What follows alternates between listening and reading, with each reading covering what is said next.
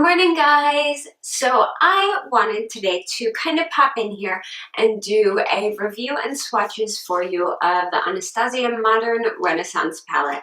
I know everyone and their mother and their brother and their sister and everybody already has this palette and has probably already done a review on it. However, I picked this palette up probably like 2 days before Christmas. This was like my little kind of Christmas gift to myself. It was one that I've been wanting and I wasn't able to get it right when it came out. So I kind of held off, went to a store, swatched it, debated on it, etc., etc. And swatches I did in store weren't very good. But I figured out why. It's because my Ulta is gross and they don't ever clean or swap out the samples at all. So like, you've got kids pawing in things. I've seen people who have dug their fingernails into stuff, and like just there was films of grease on everything from people's fingers. So I think that's why it didn't swatch very well, because when I eventually decided to pick one up, I fell in love with it. Spoiler alert, you guys, this is the palette I have been wearing almost every single day. I love it that much. I'm even wearing it now. I have it paired right now. I have it in my crease, and on my lid I have the Laura Mercier Caviar Eye Stick. But I love this palette so much. I kind of want to show you everything about it. So this is the packaging that it comes in. This is the original box it comes in. And yes, it's pretty much spotless because I took it off, set it away, was like, I'm going to keep this for my film. But yeah, it comes in this beautiful, like, light mauve shade. So you pop open the box, of course. Most normal people throw it away. I'll throw this away now, but I always keep it until I do a review for you guys. And here is what it looks like. Now, this is a very soft, fuzzy, velvety finish to the cover. It's basically furry. There is a drawback to that. It means that it can get dirty very quickly. However, I'm not super gentle on my palettes, and mine really hasn't gotten that dirty.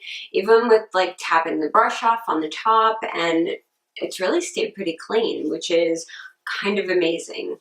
So just as Modern Renaissance in a nice clean white font with the logo underneath.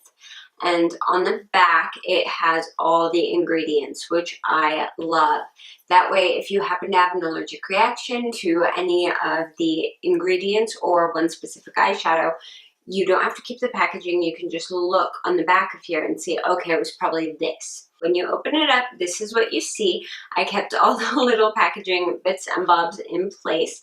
You have a separate free-floating cover that goes over the eyeshadows and protects the rest of the palette. That can finally go away. And you also have a sticker over the mirror, which I haven't taken off yet. So I'm going to go ahead and do that right now. Come off, sticker. Okay, got the sticker off. It is, ooh, trying not to blend you guys. This is a very nice mirror. It doesn't warp or anything like that. It's really nice. Now, this packaging is all cardboard. I know some people don't like cardboard packaging. They prefer plastic, but it is what it is, but it's very heavy. This is very dense. You can tell it's well made. Each of the eyeshadows are a really good size. They're not super tiny, but they're not so big that you're never going to go through any of them. I mean, let me find... Okay, here I have a dry beauty blender. Sorry, it's a mess, guys, but there's a good size comparison for you guys so you can see.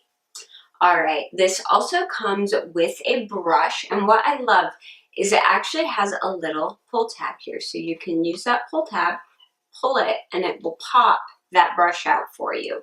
So you don't have to like dump the entire thing or try and dig in the bristles to get the brush out. Now, I've been using this brush with this palette and I love it. It's a double-ended brush. One side is a rounded blending brush.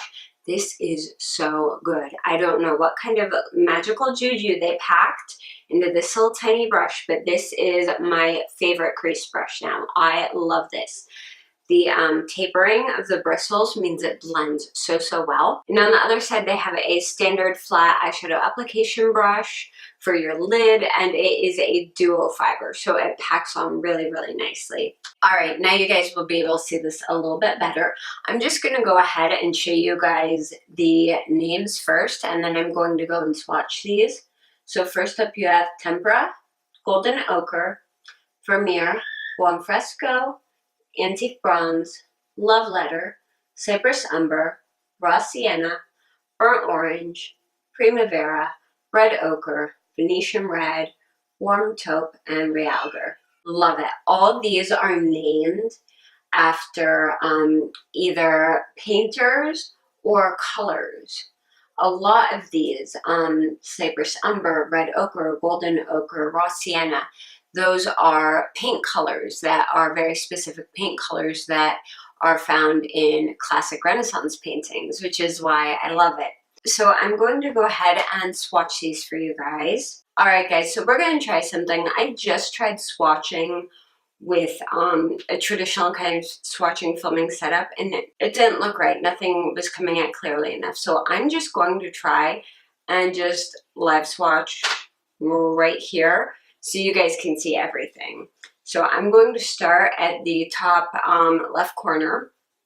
This is Tempera, Golden Ochre, Vermeer, Buon Fresco, Antique Bronze, Love Letter, Cypress Umber. So that is the full first row. Right, for the second row, we've got Raw Sienna, Burnt Orange, Primavera, Red Ochre, Venetian Red, Warm Taupe, and Realgar. All right, guys, so as you can see, it's a very nice mix of more neutral tones and warmer tones and lighter and darker colors. So I really, really love this. I did want to point out that pretty much everything in here is matte. Tempera has a bit of a satin finish, and Vermeer and Primavera are the more shimmery shades, and Antique Bronze is kind of a cross between a satin and a shimmer. They're very, very beautiful colors. I love this palette. It wears wonderfully. I have very, very cool undertones, and I never thought that I could pull off a warmer palette, but it's actually one of my favorites. I'm in love with it.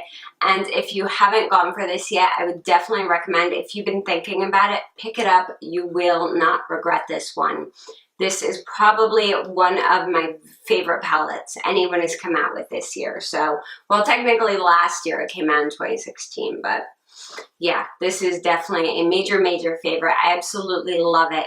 If you guys have any questions or comments about the palette, if you just want to say hi, let me know down in the comments below. If you guys like this video, please give it a thumbs up. And if you haven't yet, don't forget to subscribe to my channel. Oh, and I also want to mention, guys, in case you are curious, yes, I am going to be doing a full tutorial with this palette very, very soon. You can also keep up with me on Twitter, Instagram, Facebook, and Snapchat. I'm pretty much everywhere, and all the links for those are down below. Thank you guys so, so much for watching, and I will see you again very, very soon. Bye!